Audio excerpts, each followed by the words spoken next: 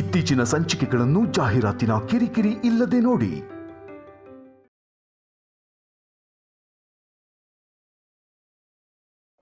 ಯಾಕೆ ಕೈ ಇಳಿಸ್ದೆ? ಹೊಡಿಯೋಣ, ಪರವಾಗಿಲ್ಲ. ಸತ್ಯ ಎಲ್ರಿಗೂ ಕೋಪ ತರ್ಸತ್ತೆ. ನಿಜನ ನಿಖರವಾಗಿ ಹೇಳೋರ್ಗೆ ಯಾವಾಗ್ಲೂ ಕೆಟ್ಟೋರು ಅನ್ನೋ ಮುದ್ರೆ ಹೆಸರು ಇದ್ದೇ ಇರತ್ತೆ ಅಲ್ವಾ? ನಿನ್ನ ಮಗಳ ಬಗ್ಗೆ ಮಾತ್ರ ಅಲ್ಲ, ನನ್ ಮಗನ್ ಬಗ್ಗೆನೂ ಒಂದೇ ಒಂದು ಸಲ ಸ್ವಲ್ಪ ಯೋಚನೆ ಮಾಡೋಣ. ಆಗ ತಪ್ಪು ಕೇವಲ ನನ್ನ ಮಗಂದಲ್ಲ, ಇವ್ರೆಲ್ರದ್ದು ಅಂತ ನಿನಗೂ ಅರ್ಥ ಆಗತ್ತೆ. ಶೌರ್ಯ ದೊಡ್ಡ ಪೊಲೀಸ್ ಆಫೀಸರ್ ಅಂತ ಇಲ್ಲಿವರೆಗೂ ಎಲ್ರು ಅನ್ಕೊಂಡಿದ್ರು. ಆದ್ರೆ ನಿನ್ನ ಮಗಳ ಪುಣ್ಯದಿಂದ ಓಡ್ ಹೋಗಿರೋ ಸಂಪದನ್ ಗಂಡ ಅಂತಾರೆ ಊರಿನ ಜನರು. ಶೌರ್ಯ ಆವೇಶದಲ್ಲಿ ನನ್ನ ಮಗಳ ಕತ್ತಿಗೆ ತಾಳಿ ಕಟ್ಟಿದಾನೆ.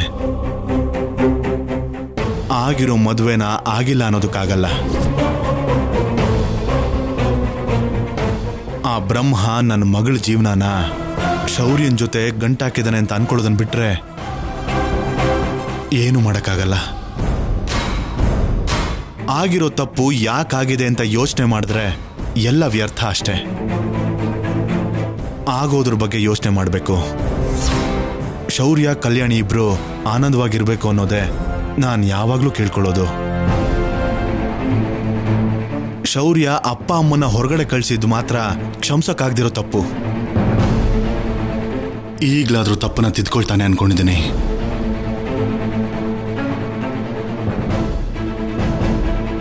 ಅಜಯ್ ಅವರೇ,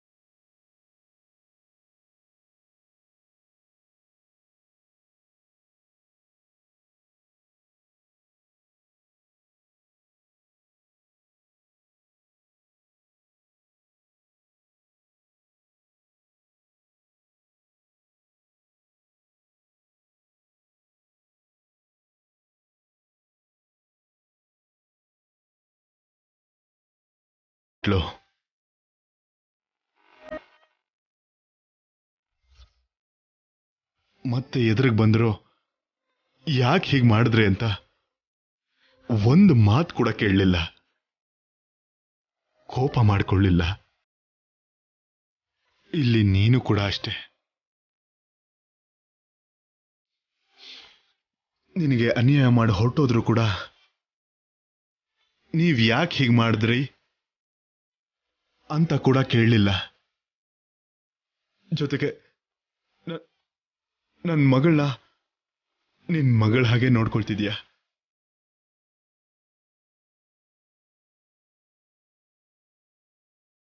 ನನ್ನ ಮಗಳ ಜೊತೆ ನೀನಿದೀಯಾ ಇರ್ತೀಯಾ ಅನ್ನೋ ಧೈರ್ಯದಿಂದಾನೇ ನಾನಲ್ಲಿ ಧೈರ್ಯವಾಗಿರ್ತಿದ್ದೀನಿ.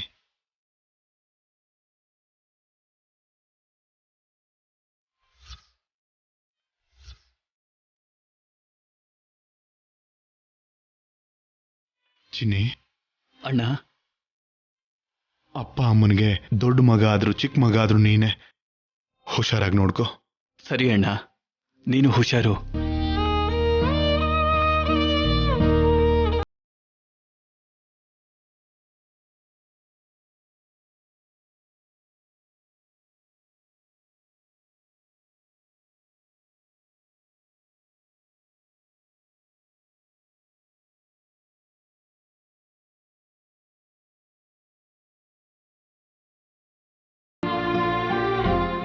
ಅಮ್ಮ ಕಲ್ಯಾಣಿ, ಒಂದ್ಸಾರಿ ಇಲ್ಲಿ ಬಾರಮ್ಮ. ಅಪ್ಪ,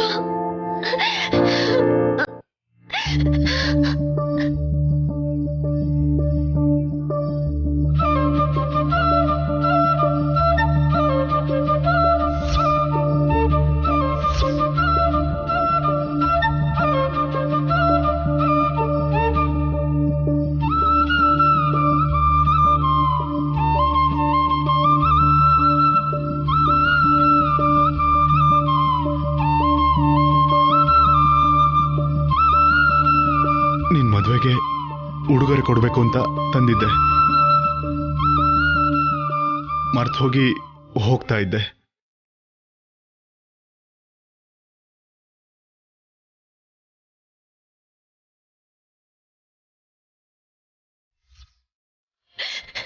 ಲವ್ ಯು ಅಪ್ಪ. ಲವ್ ಯು ಟು ನನ್ನ ಮುದ್ದು ಮಗಳೇ. ಅಪ್ಪ ನೀನ್ ಯಾವಾಗ ಹೊರಗಡೆ ಬರ್ತೀಯ, ಯಾವಾಗ ನನ್ ಜೊತೆನೆ ಇರ್ತೀಯ ಅಪ್ಪ.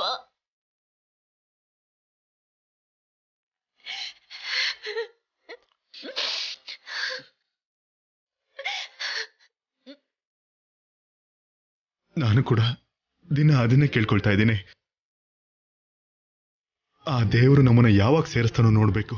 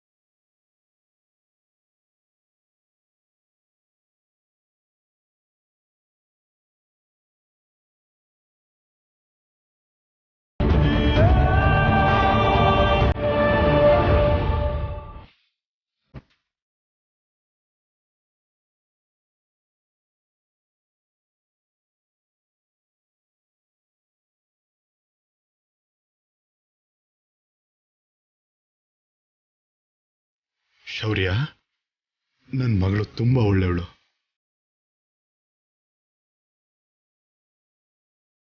ನೋಡಿ ಅಜಯ್ ಅವರೇ, ಕಲ್ಯಾಣಿ ಈಗ ನಿಮ್ಮ ಮಗಳಲ್ಲ, ನನ್ನ ಹೆಂಡತಿ. ಇನ್ನು ನಿಮಗೂ ಅವಳಿಗೂ ಯಾವ ಸಂಬಂಧನೂ ಇಲ್ಲ. ದಯವಿಟ್ಟು ಇನ್ ಮುಂದೆ ಈ ಮನೆಗೆ ಬರೋಕಾಗ್ಲಿ, ಕಲ್ಯಾಣಿನ ಭೇಟಿ ಮಾಡೋಕಾಗ್ಲಿ ಟ್ರೈ ಮಾಡಲೇಬೇಡಿ.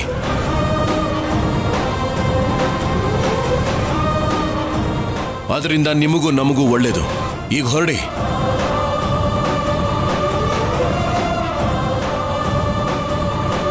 ಅಜಯ್ ಅವರು ಕರ್ಕೊಂಡು ಬಂದಿರೋರ್ಗೆಲ್ರಿಗೂ ಹೇಳ್ತಾ ಇದ್ದೀನಿ, ನೀವು ಬಂದಿರೋದು ಈ ಮನೆಗೆ ಮಾತ್ರನೇ, ನಮ್ಮ ಜೀವನಕ್ಕಲ್ಲ. ಒಂದೇ ಮನೇಲಿದ್ರು ನೀವ್ಯಾರೋ ನಾವ್ಯಾರೋ.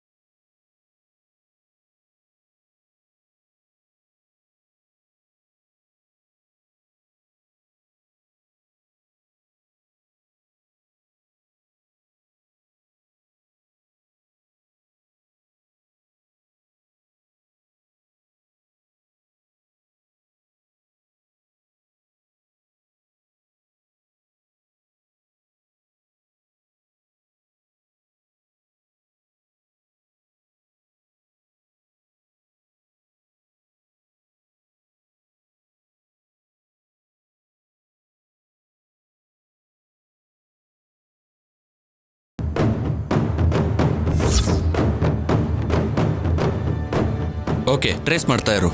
ಓಕೆ.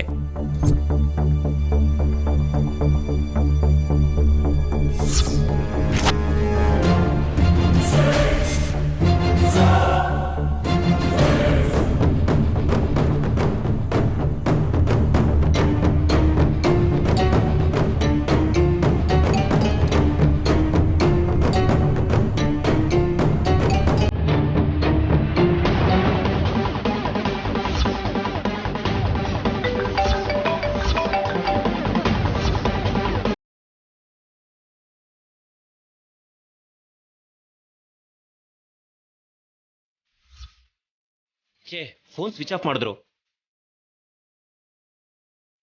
ಇನ್ ಸ್ವಲ್ಪ ದಿನ ಈ ಫೋನ್ ಯೂಸ್ ಮಾಡದೇ ಇದ್ರೇನೆ ಬೆಟರ್. ಸ್ಯಾಮ್, ನಾನು ಮೆಡಿಕಲ್ ಶಾಪಿಗೆ ಹೋಗಿ ಮೆಡಿಸಿನ್ ತಗೊಂಬರ್ತೀನಿ. ಹಾಗೆ ಬೇರೆ ಮೊಬೈಲ್ ಕೂಡ ತಗೊಂಬರ್ತೀನಿ. ಇನ್ ಯಾವ ಪ್ರಾಬ್ಲಮ್ ಕೂಡ ಇರಲ್ಲ. ಬೇಗ ಬಾಸಿದ್ದು. ಬೇಗ ಬಂದ್ಬಿಡ್ತೀನಿ. ನೀನ್ ರೆಸ್ಟ್ ತಗೋ.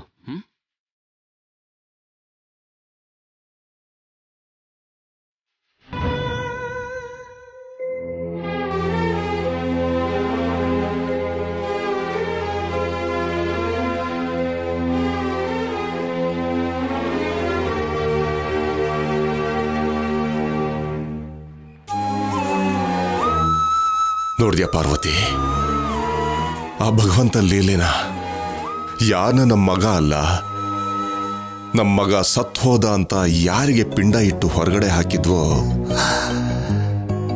ಅವನೇ ನಮ್ಮನ್ನ ಮತ್ತೆ ಈ ಮನೆ ಕರ್ಕೊಂಡು ಬಂದಿದ್ದಾನೆ. ಅವನ ಮಾತನ್ನು ಬೇಡ ಅಂದೇನೆ ನೀನು ಕೂಡ ಈ ಮನೆಗೆ ಬರೋದಕ್ಕೆ ಒಪ್ಕೊಂಡೆ. ಸಂತೋಷ ಪಾರ್ವತಿ. ನಾನು ಅವನ್ ಕರ್ದ ಅಂತಾನೋ ಅವನ ಮೇಲಿರೋ ಪ್ರೀತಿಯಿಂದನೋ ಮನೆಗೆ ಬರ್ಲಿಲ್ಲ ರೀ. ನನ್ನ ಆತ್ಮಾಭಿಮಾನನ ಪಕ್ಕಕ್ಕಿಟ್ಟು ಬಂದಿದ್ದು ನನ್ನ ಮಗಳು ಅನುಪಮಗೆ ಅಮ್ಮ ಅನ್ನೋ ಕರೆನ ದೂರ ಮಾಡಬಾರ್ದು ಅಂತ. ಇಷ್ಟು ವರ್ಷಗಳಲ್ಲಿ ಅಮ್ಮ ನನಗದು ಬೇಕು ಇದು ಬೇಕು ಅಂತ ಅನುಪಮ ಯಾವತ್ತೂ ಕೇಳಲಿಲ್ಲ. ಮೊದಲನೇ ಸರಿ ಅವಳು ಕೇಳಿದ ಕೋರಿಕೆ ಕಲ್ಯಾಣಿಗೆ ಹತ್ರ ಆಗ್ಬೇಕು ಅಂತ. ನಾನು ಅಷ್ಟು ಮಾತ್ರ ಕೂಡ ಮಾಡಲಿಲ್ಲ ಅಂದ್ರೆ ಅಮ್ಮ ಅಂತ ಕರ್ಸ್ಕೊಡೋ ಅರ್ಹತೆ ನನಗೆಲ್ಲಿರುತ್ತೆ ರೀ? ಅಜಯ್ ಕರ್ದ ಅಂತ ಬಂದ್ರು, ಅನುಪಮ ಕೋರ್ಕೊಂಡ್ಲು ಅಂತ ಬಂದ್ರು, ಏನೇ ಆದ್ರೂ ಸಂತೋಷನೇ ಅಲ್ವಾ? ಈ ವಯಸ್ಸಿನಲ್ಲಿ ರಕ್ತ ಸಂಬಂಧದಿಂದ ದೂರ ಇರೋದಕ್ಕಿಂತ ದೊಡ್ಡ ಶಿಕ್ಷೆ ಇನ್ನೇನಿರುತ್ತೆ ಪಾರ್ವತಿ? ಆ ಶಿಕ್ಷೆನ ನಾವು ಸಹಿಸಲ್ಲ ಅಂತಾನೆ ಮೇಲಿರೋನು ಬಂದಿರೋ ಕಷ್ಟನ ತಕ್ಷಣ ನಮಗೆ ದೂರ ಮಾಡ್ದ. ನಮ್ದೇನಿದೆ ರೀ, ವಯಸ್ಸು ಜಾಸ್ತಿ ಆಗೋಗಿದೆ. ನಾವು ಹಂಚಿರೋ ರಕ್ತ ನಮ್ಮ ಕಣ್ಮುಂದೆನೆ ಬೆಳೀತಾ ಇದ್ರೆ ಅವರು ನೋಡ್ತಾ ಖುಷಿ ಪಡೋದು ಬಿಟ್ರೆ, ಇವಾಗ ನನ್ನ ಯೋಚನೆ ಎಲ್ಲ ಕಲ್ಯಾಣಿ ಬಗ್ಗೆನೇ ರೀ. ಪಾಪ, ಅವಳೇ ಚಿಕ್ಕ ಹುಡುಗಿ, ಅವಳ ಕೈಯಲ್ಲಿ ಹಸುಗೂಸು. ಅನುಪಮನ್ ತರನೇ 9 ತಿಂಗಳು ಹೊತ್ತು ಹೆರ್ದೆ ಹೋದ್ರು. ಇನ್ನೊಂದು ಮಗುಗೆ ತಾಯಿ ಆಗಿದ್ದಾಳೆ ರೀ ಇವಾಗ. ಪಾಪ, ಅವಳಿಗೆ ಲಾಲಿಸೋದಕ್ಕೂ ಗೊತ್ತಿಲ್ಲ, ಲಾಲಿ ಹಾಡು ಹಾಡೋದಕ್ಕೂ ಗೊತ್ತಿಲ್ಲ. ಆ ಮಗು ಜೊತೆಗೆ ಹೇಗೆ ಜೀವನ ಸಾಗಿಸ್ತಾಳೋ ಅಂತ ಭಯ ಆಗ್ತಿದೆ ರೀ. ಅಷ್ಟಕ್ಕೂ ಈ ಶೌರ್ಯ ನಮ್ಮ ಮೇಲೆ, ಕಲ್ಯಾಣಿ ಮೇಲೆ ಕೋಪದಲ್ಲಿದ್ದಾನೆ. ಅವನು ನಮ್ಮನ್ನೇ ಹೆಸರು ಹಿಡಿದು ಕರೆಯೋಷ್ಟು ದೊಡ್ಡವನಾಗ್ಬಿಟ್ಟಿದ್ದಾನೆ. ಅವನ ಕೋಪನ ನಾವು ತಡ್ಕೊಳಕ್ಕಾಗಲ್ಲ ರೀ. ಎಲ್ಲ ಸರಿ ಹೋಗುತ್ತೆ ಪಾರ್ವತಿ. ನೀನ್ ಹೀಗೆ ಬೇಜಾರು ಮಾಡ್ಕೊಂಡ್ರೆ ಅನುಪಮ ಸಹಿಸ್ಕೋತಾಳ? ಅನುಪಮ ನಿನ್ನ ಮಾತನ್ನು ಕೇಳಿದ್ರೇನೆ ಭಯ ಪಡ್ತಾಳೆ. ಅನುಪಮ ಹತ್ರ ಈ ವಿಷಯದ ಬಗ್ಗೆ ಹೆಚ್ಚು ಪ್ರಸ್ತಾಪ ಮಾಡಬೇಡ. ಇಲ್ಲ ರೀ, ಅನುಪಮನ ಮುಂದೆ ನಾನೇನು ಮಾತಾಡಲ್ಲ. ನಾನು ಯಾವ ಜನ್ಮದಲ್ಲಿ ಏನು ಪುಣ್ಯ ಮಾಡಿದ್ನೋ ಏನೋ, ಅದಕ್ಕೆ ನೀವು ನನಗೆ ಅಪ್ಪ ಅಮ್ಮನಾಗಿ ಸಿಕ್ಕಿದ್ರಿ. ಅಮ್ಮ, ಅಪ್ಪ, ಅಮ್ಮ, ನಾನು ಅಡಿಗೆ ರೆಡಿ ಮಾಡಿದ್ದೀನಿ, ಊಟ ಮಾಡೋರಂತೆ ಬನ್ನಿ. ಸರಿನಮ್ಮ. ಎಲ್ರನ್ನೂ ಕರ್ದಿಯಾ? ಹಾ, ಎಲ್ರನ್ನೂ ಕರ್ದೆಮ್ಮ.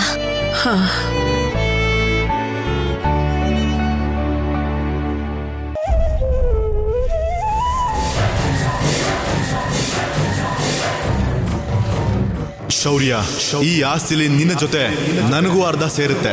ನಾನ್ ಮಾಧುರಿನ ಮದುವೆ ಮಾಡ್ಕೊಳ್ಳೋದಕ್ಕಿಂತ ಮುಂಚೆ ನನ್ನ ಹೆಸರಲ್ಲಿದ್ದ ಆಸ್ತಿನ ಅನುಪಮ ಹೆಸರಿಗೆ ಬರ್ತಿದ್ದೀನಿ. ನನ್ನ ಹೆಂಡತಿ ಅನುಪಮ, ನಮ್ಮಮ್ಮ, ಅಪ್ಪ, ನನ್ನ ತಮ್ಮ ಚಿನ್ನಿ ಎಲ್ರು ಕೂಡ ಇದೇ ಮನೇಲೇ ಇರ್ತಾರೆ. ಅವ್ರನ್ನ ಹೊರಟೋಗಿ ಅನ್ನೋ ಹಕ್ಕು ನಿನಗೂ ನಿನ್ನ ಕುಟುಂಬದವ್ರಿಗೂ ಇಲ್ಲ. ದಮಯಂತಿ, ದಮಯಂತಿ, ದಮಯಂತಿ, ದಮಯಂತಿ.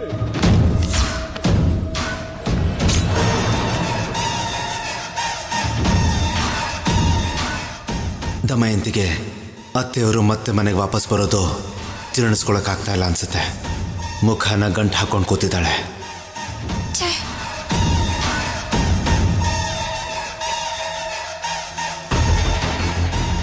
ಏನ್ ದಮಯಂತಿ, ಮುಖ ಸುಕ್ಕಾಗಬಾರ್ದು ಅಂತ ಫೇಸ್ ಎಕ್ಸರ್ಸೈಸ್ ಮಾಡ್ತಾ ಇದೀಯಾ?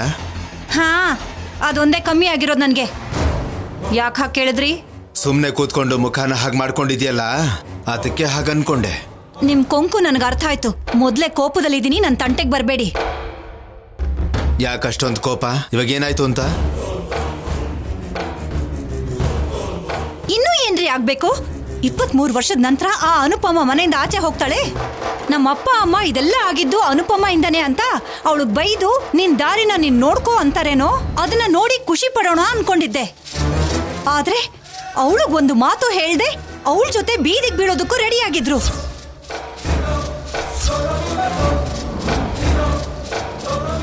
ಹೋಗ್ಲಿ ಬಿಡು, ಹೋದ್ರೆ ಹೋಗ್ಲಿ.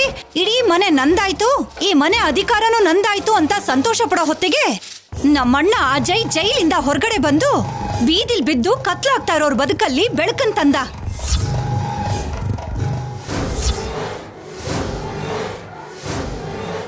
ಎಲ್ರೂ ವಾಪಸ್ ಮನೆಗೆ ಕರ್ಕೊಂಡ್ ಬಂದು ತನ್ನ ಹೆಸರಲ್ಲಿದ್ದ ಆಸ್ತಿನ ಅನುಪಮ ಹೆಸರಿಗೆ ಬರ್ದಿದ್ದೀನಿ ಅಂತ ನನಗೆ ಶಾಕ್ ಕೊಟ್ಟ. ಛೇ, ಇದಕ್ಕಿಂತ ಒಳ್ಳೆ ಚಾನ್ಸ್ ಮತ್ತೆ ಮತ್ತೆ ಬರತ್ತಾ? ಬರಲ್ಲ. ಈ ಜನ್ಮದಲ್ಲಿ ನಿನಗೆ ಬುದ್ಧಿ ಬರಲ್ಲ. ಬುದ್ಧ ಕೂತ್ಕೊಂಡಿದ್ದ ಬೋಧಿ ವೃಕ್ಷ ಕೂಡ ನಿನ್ನ ಮನಸ್ಸನ್ನ, ಆಲೋಚನೆಯನ್ನ ಬದಲಾಯಿಸಕ್ಕಾಗಲ್ಲ. ಏನೋ ಅಂದ್ರೆ? ದಮಯಂತಿ, ನಿನಗೆ ಅನುಪಮ ಅಂದ್ರೆ ಕೋಪ ಯಾಕೆ?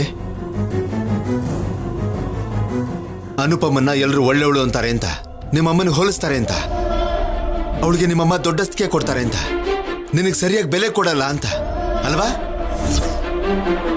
ನೀನು ಅನುಪಮ ಮೇಲೆ ಜಿತ್ ಸಾಧಿಸ್ಬೇಕು ಅಂತ ಇದೆಯಾ? ಆದ್ರೆ ಪ್ರಯತ್ನದಲ್ಲಿ ನಿಮ್ಮಪ್ಪ, ಅಮ್ಮ, ತಮ್ಮ, ಮಕ್ಕಳು ಸಫರ್ ಆಗ್ತಿದ್ದಾರೆ. ನಿನ್ನ ಯೋಚನೆನ ಬದಲಾಯಿಸ್ಕೊ. ಒಳ್ಳೆ ಮನಸ್ಸಿಂದ ನೋಡಿದ್ರೆ ಎಲ್ಲರೂ ಒಳ್ಳೆಯವ್ರ ಥರನೇ ಕಾಣಿಸ್ತಾರೆ. ನಮ್ಮಮ್ಮ ಕಷ್ಟಪಟ್ರೆ ನನ್ಗೇನ್ ಕರುಣೆ ಬರಲ್ಲ, ಅನುಭವಿಸ್ಲೇಬೇಕು. ಯಾಕಂದ್ರೆ 23 ವರ್ಷದಿಂದ ಅನುಪಮನ ತಲೆ ಮೇಲೆ ಇಟ್ಕೊಂಡಿದಾರಲ್ಲ, ಅದಕ್ಕೆ.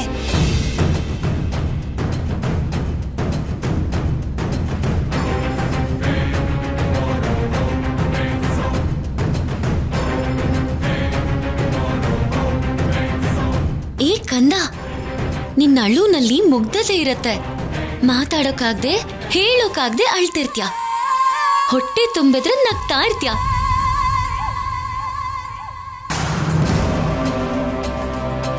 ಆದ್ರೆ ಕೆಲವು ಜನ ಇರ್ತಾರೆ, ಸುತ್ತಮುತ್ತ ಇರೋರೆಲ್ಲ ಅಳ್ತಾ ಇದ್ರು ಇವ್ರು ನಗ್ತಾ ಇರ್ತಾರೆ.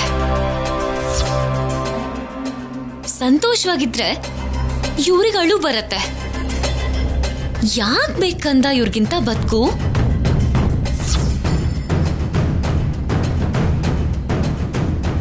ನಾನ್ ಚಿಕ್ಕವಳಿದ್ದಾಗ ನನಗ್ ಸಂಸ್ಕೃತ ಹೇಳ್ಕೊಡ್ತಾ ಇದ್ದ ಟೀಚರ್ ಏನ್ ಹೇಳ್ತಿದ್ರು ಗೊತ್ತಾ?